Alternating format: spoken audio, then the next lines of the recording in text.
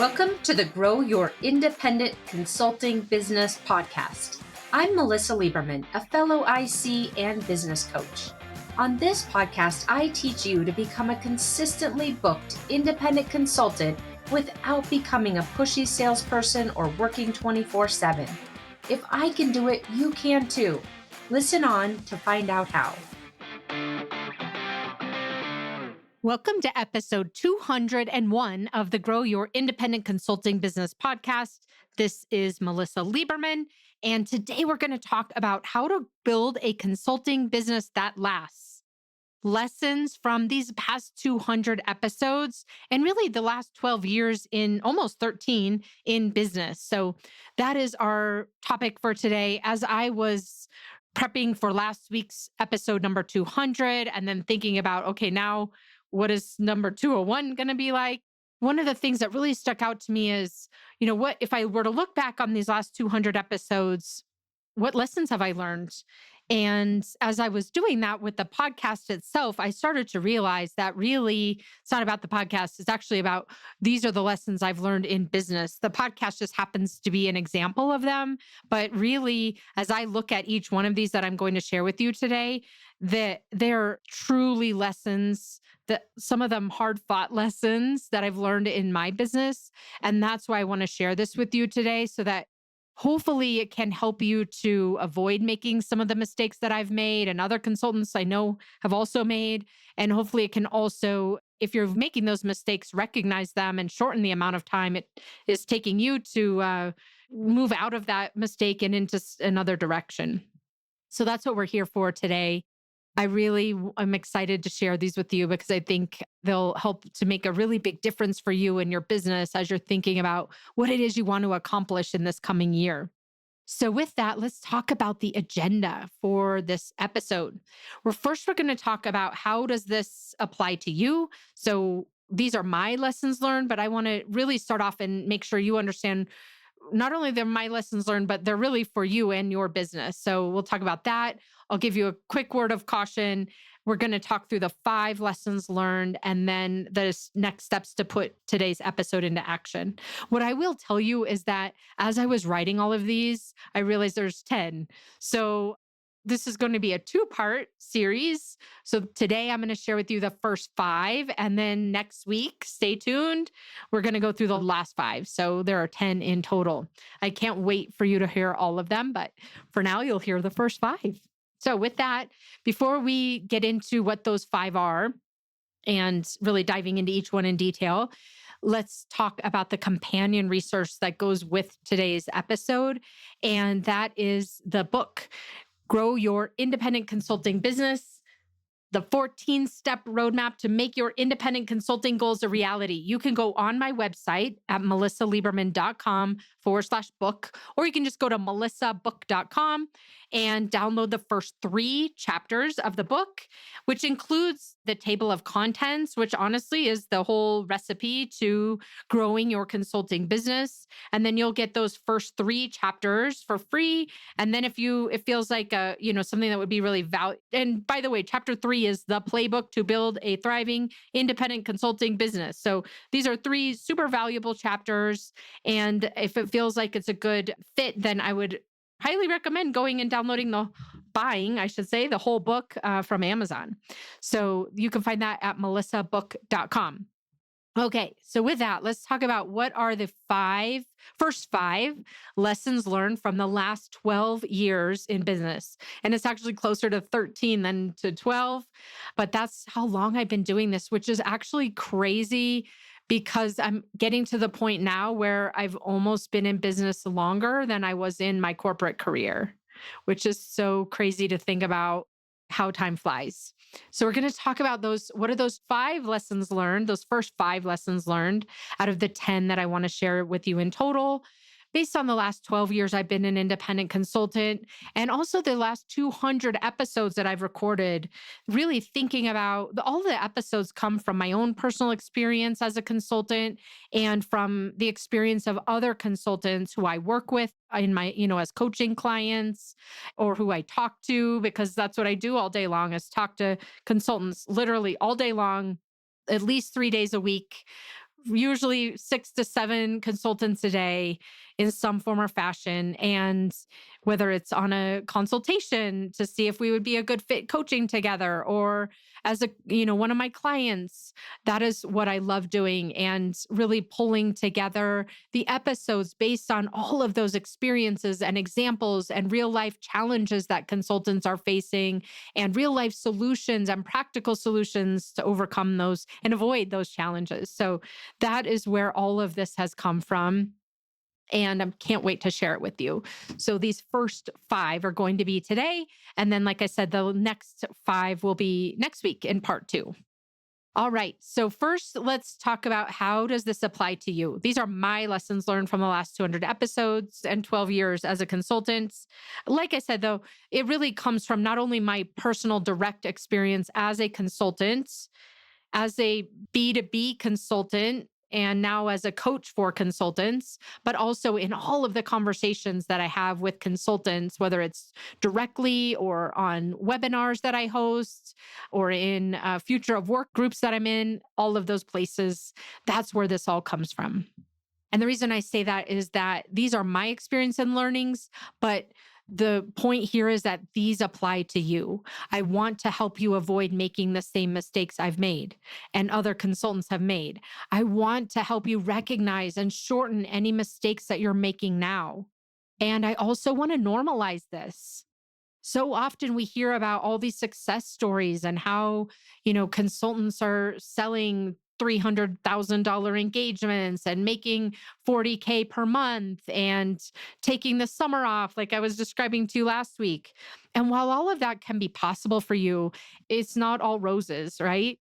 There are a lot of challenges along the way. And I really think it's important to normalize that it's incredibly normal to have self-doubt. It's incredibly normal to feel overwhelmed. It's incredibly normal to question whether this was a best path or going back to corporate is a better one. All of those things are normal. And that's part of why I want to share this week's episode with you, is not only to help you either avoid or truncate these types of mistakes, but also to normalize the fact that most likely you're going to make these mistakes. I mean, I'm going to share these mistakes with you, but I still make them. So it's more about helping you to see that this is a normal part of the process. And the more that you can recognize it, these aspects that I'm going to share with you, and find ways to avoid them, find creative ways and experimental ways to shift the problem. Maybe you recreate the problem again, but it's at a kind of a different level next time. That's why we're here.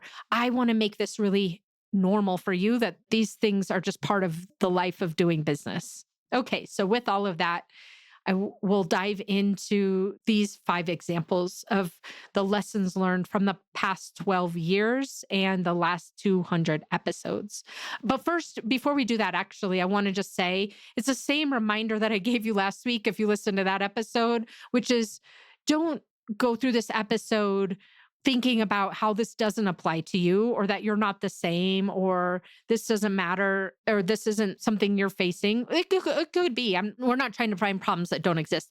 But at the same time, I really want to challenge you to say, if you're dismissing something or resisting something, especially if you're resisting it, there's likely some truth to it. So really investigating for yourself, maybe this is more true than I realize it is, as we're going through this episode, to get the most out of it for yourself as you're making an investment in your business owner time to listen to this episode. Okay, so with that, let's start with number 1. Number 1 is the crucial lesson learned that I've had over the last 12 years and 200 episodes is to have a compelling reason. To have a compelling reason. Because this is not a joke. This is not a joke. Running a business for 12 years, I can tell you, I'm in year almost 13, and it doesn't get any easier. Some components definitely get easier. I won't say, how I want to say this is, in a macro level, you just have different problems. Of course, it gets easier to market and sell your services over time. It gets easier to price things. It gets easier to qualify clients. It gets easier to bridge a conversation to an opportunity. There's so many things that can get easier as you're, really investing your time in building those micro skills, I like to call it. But at the end of the day, It is hard to run a business. It can be a roller coaster, especially in the beginning. For me, there were many days, weeks, even months on end where I would question and do questions even to this day about what am I doing? Now, listen, back in year 2 or 3, it was probably pretty, I'll say, it was much more likely that I could have gone back to corporate at that time. Now, so much water's under the bridge. I can't imagine ever going back. I guess never say never, but even though I still have that conversation in my head, oh, wouldn't it just be easier to have a paycheck? I know for sure that's not true. I know for sure that's not true. But what is important is that I always had a good reason to come back to say, no, I'm doing this. And at first, the reason, for me specifically, I will say at first it was a little bit easier for me because I was in Hawaii. And at that time, 12 years ago, it was really challenging to run a business unit with that big time zone difference and not being, in the office at least a few days a week. And so in some ways, I kind of cut off all the other options in that way by moving so far away. But as soon as I moved back, there were so many opportunities where former colleagues or, former CEOs were calling me, asking me to come back and, run this business unit or be that COO or whatever it was. Right. And at that time, especially having a compelling reason to keep doing this is what has created the longevity for me in my business. And really, at the end of the day, my own compelling reason, yours may not be the same, but you want to find one that's as compelling to you as mine is to me. And my compelling reason is I have 3 kids. At the moment, they're 14, 11, and 9. When I started this business, they were 2 and 2 didn't exist. Those are my compelling reason. I don't want to get on a plane and travel somewhere because my corporate job told me to. I don't want to work until 8 p.m. at my office because I'm, prepping for a board meeting.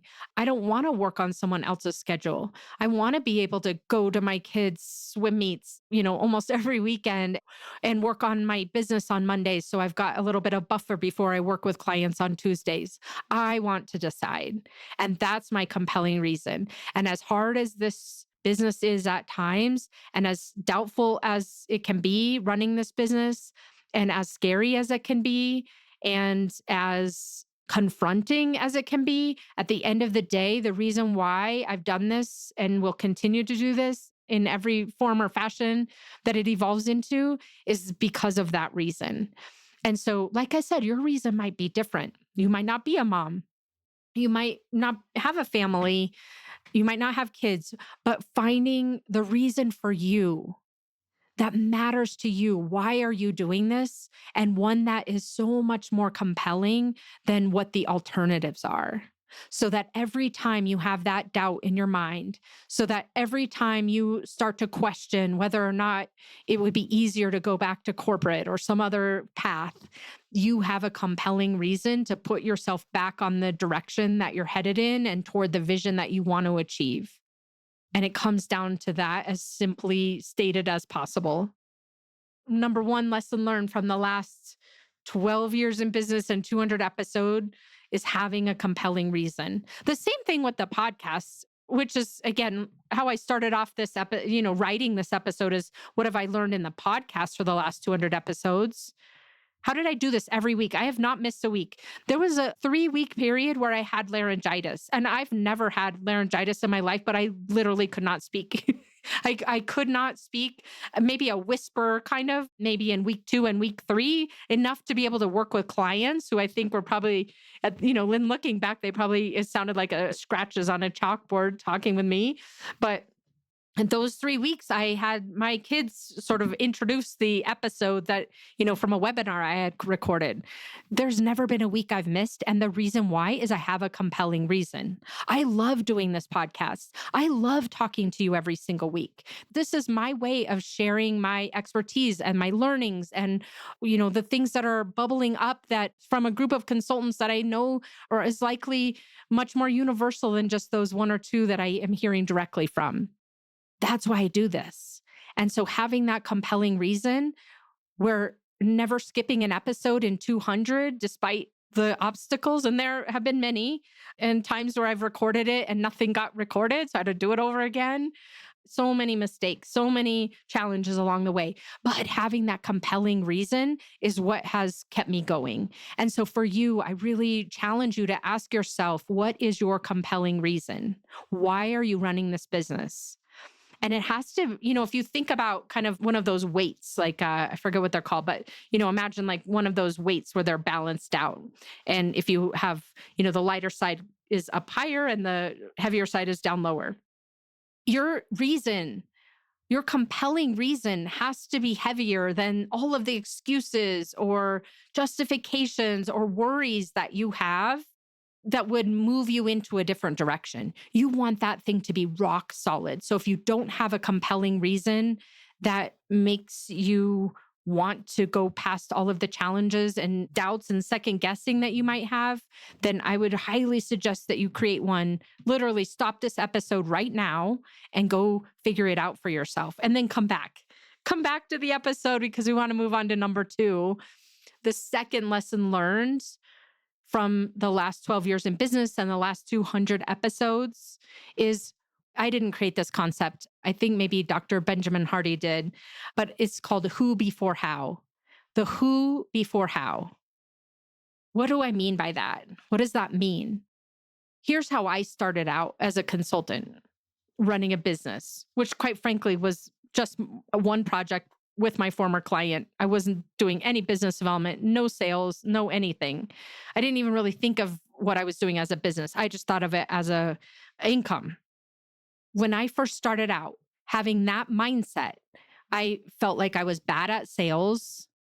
In fact, I've shared with you before, the old CEO of my old company called me sales repellent because I would go on these sales calls and as a subject matter expert I was in corporate, and I would correct the salesperson or the sales engineer if they were saying something or demoing something that was wrong. I was super irritated by marketing. Like the concept of marketing was annoying to me, and I definitely wasn't good at it. And so there was a lot of missing skills as I described to you, that picture and paint that picture for you. I was also very introverted. I didn't really, to be honest with you, like talking to people. Once I got going, it was great. I loved meeting with clients, corporate clients, and my team that I managed, all of those things. But honestly, if I could just lock myself in my office and work, that's where I was the happiest. So that's kind of how I came into this business. And then thinking about, the evolution from just having an income and my former company paying me into running a business and having a business and thinking of myself as a business owner. When I first started out, one of my coaches calls it how greed.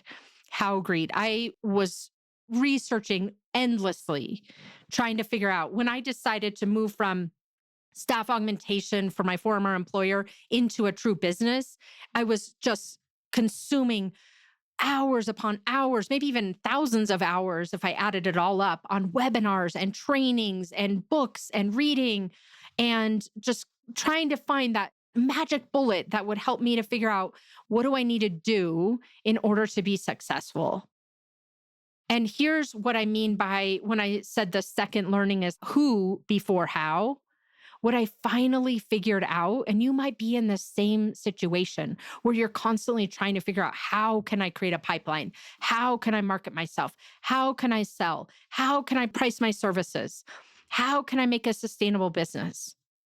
What I realized after going through that whole process, and I still, am constantly learning, but the difference is that I figured out that it's important to figure out who first before how. And by who, I mean, what is a business owner who's created a successful consulting business? What are they thinking about? How are they operating their business? What do they not worry about? When I figured out that I could put myself into that headspace of that business owner, and I would give her a name. I would give her a name. Like when I first, toward the beginning, I would call her the 250K me as an example. And I would say, okay, what does the 250K me need to do to create a pipeline? It was definitely not watch another webinar. It was definitely not read another book. It was definitely, okay, let me get better at my specialization and let me figure out how to turn networking calls into opportunities. That's what was important, which is the who, thinking about the version of myself that in that example I gave you early on, the 250K me. How does she think about her business? How is she running her business? How is she generating 25K per month without it being a question? And then reverse engineering what the how is from that headspace. That was such a game changer for me. And I want to make sure that I can bring that to life for you too, is constantly thinking about, okay, first, before I start going down the rabbit trail of how am I going to do this? Let's say you have a 50K per month goal. Rather than going through the motions of how am I going to do this, you first want to think about, okay, if I was already the consultant, the business owner who's achieved a 50K month, and it just happens on autopilot now because it's just such the norm. How would I be approaching this? How would I be thinking? How would I be carrying myself? How would I be engaging with my clients? From this headspace of who before how. So that is the second lesson learned, is getting so much more clear about the mindset of the business owner who's already achieved the goal, and then figuring out the how from there versus just trying to constantly figure out the right answer. Because I can assure you there are thousands of different ways to achieve the goal that you've set for yourself as a business owner. And so rather than looking for the right answer, the right way to do it, which there really truly isn't one, it's so much more about who you become as a business owner in order to bring your business goals to life. Okay, number 3, which is related to number 2, and that is mindset matters. Most of who before how is mindset. When I first started out as a business owner, I thought mindset was very soft, very cushy, very nice to have. It definitely didn't seem strategic or business-like or serious. And those are the things that I value in life: strategy, being strategic, having a plan, being very businessy, being very serious. I'm a pretty serious person, although I've lightened up a little over age, but these things are important to me and they still are. And so to me, mindset didn't fit into any of those categories. It was kind of a nice to have or something sort of soft, that you could do as a bit of a cherry on top instead of as actual strategy. But over time, what I noticed is that focusing purely on the strategy, focusing purely on the actions that I needed to take, and wanting to be serious and businesslike, I kept hitting the same blocks over and over again. I kept questioning my expertise. I kept questioning my confidence. I kept having so much self doubt. Kept having so much doubt about whether what I was doing would work or not. And as a result, it just kept kind of circling in the same places where I would consistently land clients with, from my past network. And I would continuously charge them whatever they said they were willing to pay. I just was not thinking about what I was doing in the mindset of a business owner. I was thinking about it as an employee or someone who was interested in having some income stream. That is very different than thinking about it as a business owner. And so as I started realizing, okay, no matter what I do here, I keep hitting these same roadblocks. It's that concept of you take yourself wherever you go. And so I started thinking, what is the difference here? I could be implementing all these strategies all the time.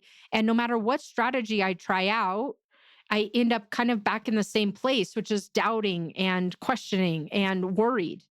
And I started to realize, honestly, I had spent so much time just investigating and researching, and I kept seeing this thread of mindset. And I started opening my mind up to it and fell into this community of coaches and ended up getting certified as a life coach, which applies to life and business, and really understanding how our brains work and how we can use them against ourselves or for ourselves.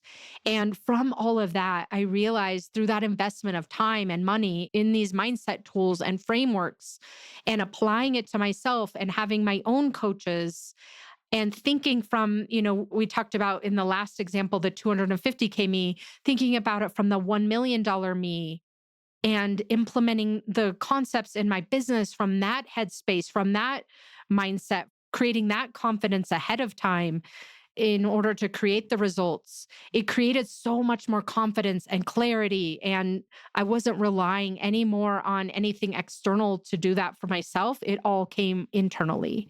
And therefore, the results are not dependent on anything else. They're dependent on me and my mindset. And so that's why mindset matters. That's how, even though mindset, if you're in the same spot I was a long time ago, which was this mindset is not strategic, it's not businessy, it's not a serious thing, I can assure you that it is. And my stubbornness really prevented me from realizing that until so far into my journey. And I'm so grateful to this point that I've figured, that that's one of the very core components of how I operate my business now and help other consultants to do the same, because it is such a fundamental, key, critical success factor. The way you think creates your results at the end of the day. Like we were talking about last week, the way what you even think is possible, which is mindset related, will end up opening up the results that you might not have ever thought were possible for you. So that's why mindset matters and why that's such a big lesson learned. Okay, let's move on to number 4 now, which is to build a relationship with your expertise. For a long time, and sometimes it still happens to me, it's not as frequent, but it does, if we're just being honest here, which we are. What I mean by this is, number 1, owning your expertise, giving yourself credit for what you bring to the table, for the experience you've had. I oftentimes talk with consultants who tell me, well, I've only done this in a corporate setting. I've never done this as a consultant. So they dismiss their expertise. Or they say to me, I've really mostly been with one employer for a long time, and I don't have a broad enough set of experiences. That was the case for me. I mean, I had been at Accenture for 3 years, but then I spent the bulk, or 2 maybe, it was 2 or 3.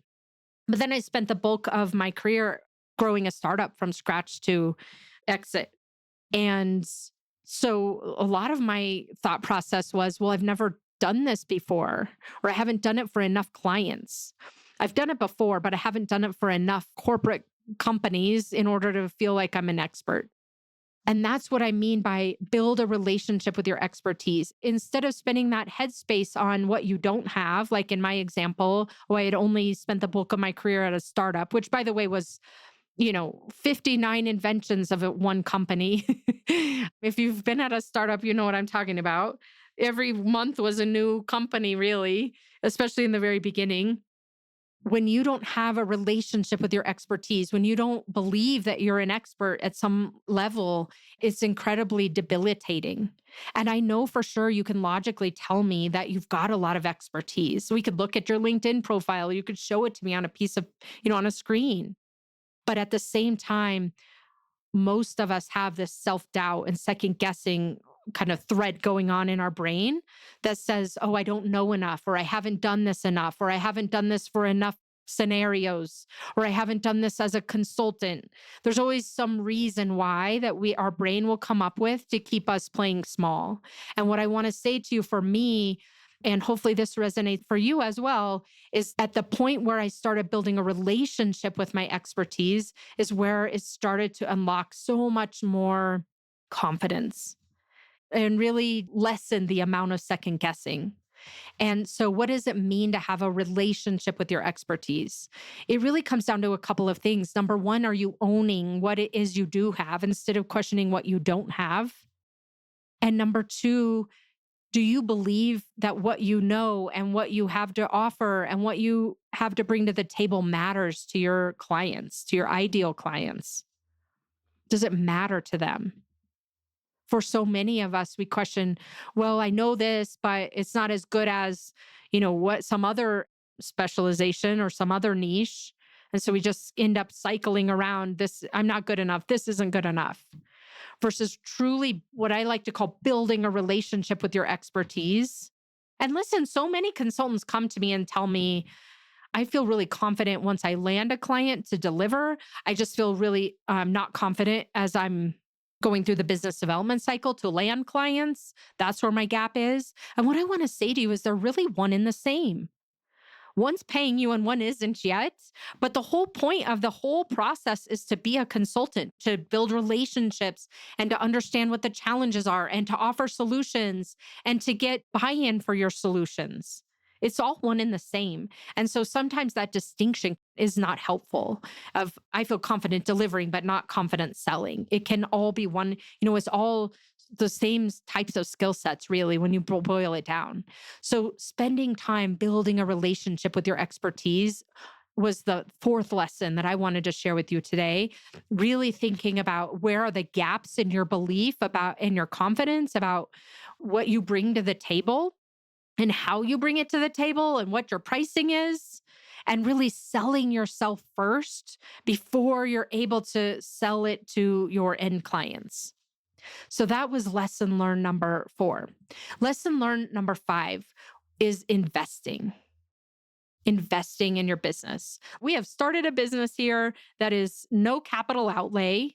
It's a phenomenal business model from a startup cost perspective, from the cost of doing business for so many different angles. But what I will say to you is really thinking about your strategic investments in your business. You cannot not invest anything. That's a double negative. I find it to be incredibly challenging to run a business where you're trying to take everything out as an income. We'll put it that way, where you're trying to take everything out as your paycheck. You're running a business. And so investing is a key component to that. I think I've shared this example on the podcast before, the story when I remembered so distinctly the first time that I decided to go to a conference, and no one was paying for me to go. I was a consultant. I had to pay my own way. My business had to pay my own way. And it was such a head scratcher for me, because you're so used to figuring out where does it come out of your corporate budget? What is, charging it in, not worrying about what the cost of it is really. I mean, most of the time we would just pick whatever flight was the best timing wise, not the cost, unless there was some huge difference.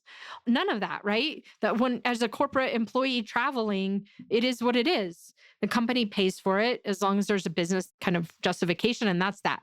But now, the first time I remember thinking about, I've got to pay for this entire thing from my business. Is this make sense or not? And there's no one who's going to pay this bill later when I submit an expense sheet, but my own business.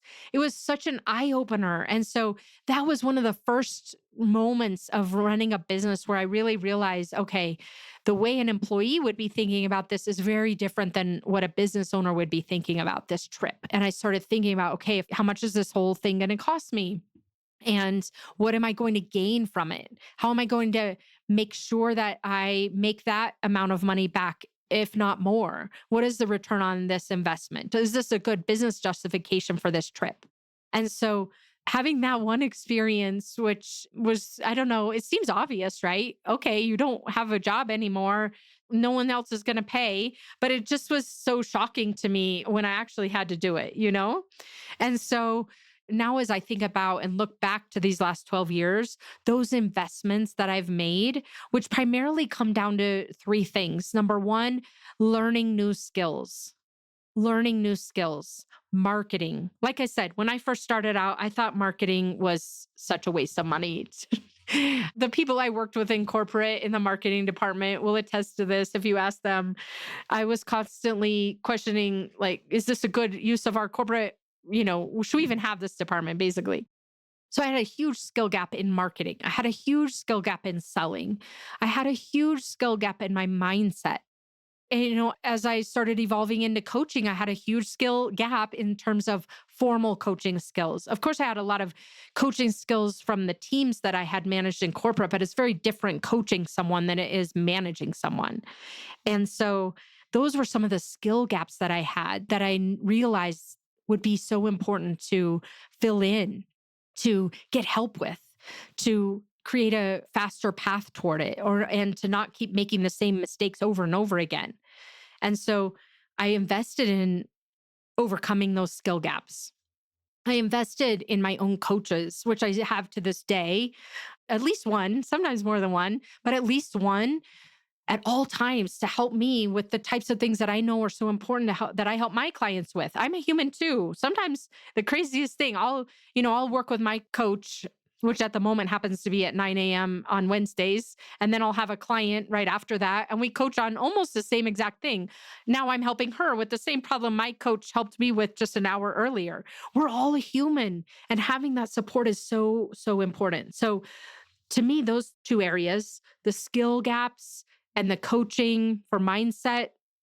And the third area is getting help operating the business with someone like a virtual assistant. For me right now, I have a virtual assistant. I have a fractional CFO/bookkeeper. I have a CPA. I have a podcast producer. Those are the types of, I could do all of those. Well, no, I cannot do my taxes. I don't want to do my taxes. So we'll put that on the side. But the rest of it, I could do myself. And I have done it myself. Oh, I also have an SEO consultant. So I have that assistance as well. I could do so much of this myself, but I know that it just puts me so far down into the weeds and, it's not something I enjoy at all and is just not the best use of my mind share, my capacity. So that's the third type of investment that I found over time where, in the beginning, I was hesitant to invest in anything because it felt like it was money coming right out of my pocket. And it was only until I realized and started shifting my mindset that this is not about my business creating the revenue equals my paycheck. The mindset is I am running a business and I want to reach my revenue goals. I want to reach a certain margin and I want to pay myself consistently a certain amount every month. And I want to run the business that way. And it sets it up to really be able to invest as well, to make my life easier, to open up capacity that I can sell at a higher rate than me doing the bookkeeping, for example, and also in order to continuously grow those skill sets and mindsets. So that is the fifth lesson learned from these past 12 years and 200 episodes. I'll recap them and then we'll wrap up the episode with ways you can put this episode into action. And before I restate all 5 of today's, I want to remind you that next week will be another 5. So 10 in total lessons learned from the last 12 years in business and 200 episodes. So number 1, have a compelling reason. Number 2, who before how. Number 3, mindset matters. Number 4, build a relationship with your expertise. Sell yourself first on yourself. And number 5, invest in your business as a business owner. Those are the first 5. I'm excited that you've been with me here today to hear these 5 and for you to hear the next 5 next week. So be sure to tune into that, episode 202. But in the meantime, I would really strongly recommend that you go download the book, melissabook.com, or you can find it on Amazon at Grow Your Consulting Business, the 14-step roadmap to make your independent consulting goals a reality. You can find it on Amazon in almost every country. And like I said, you can go to my website, melissabook.com, and download the first 3 chapters, which includes the table of content, which has all of the 14 steps in it, as well as the chapter that walks you through the playbook. So that is what I have for you today. And I am excited to see you again next week. Take care. Thanks for joining me this week on the Grow Your Independent Consulting Business podcast. If you liked today's episode, I have 3 quick next steps for you. First, click subscribe on Apple Podcasts or wherever you listen to make sure you don't miss future episodes.